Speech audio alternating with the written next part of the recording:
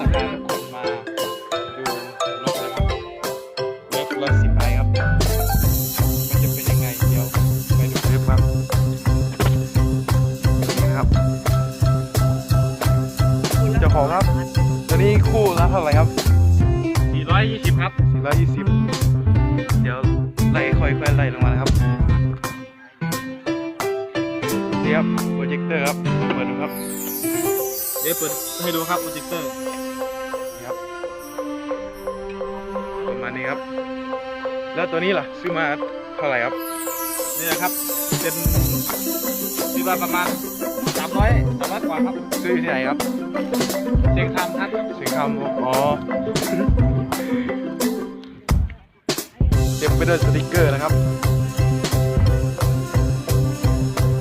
สติกเกอร์ทั้งคันอะไรครับรวมๆแล้วก็ประมาณ400 กว่าบาทครับทีครับ แล้วตัวนี้ครับจานครับของเบมโบครับแบมโบราคาเท่าไหร่ครับซื้อที่ไหนครับไม่รู้ครับเขาบริจาคมาอ๋อเขาบริจาคล้อนี่เป็นของของบันไซเดี๋ยวไล่มาครับสายตัวนี้เหรอครับ200 กว่ามั้งครับ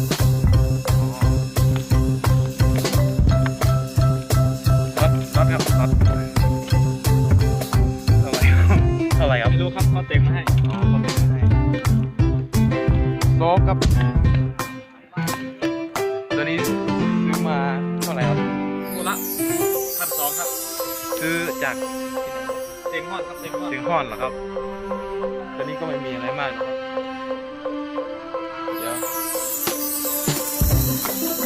แค่นี้นะครับเดี๋ยว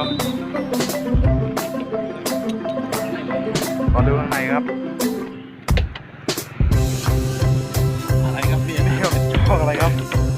ก็เล่านะครับไม่มีอะไรมากแล้วท่อครับ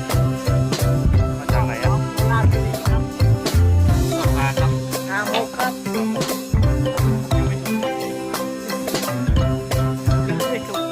ประมาณนี้ครับได้แล้วมาเดี๋ยวขอฟังเสียงหน่อยครับ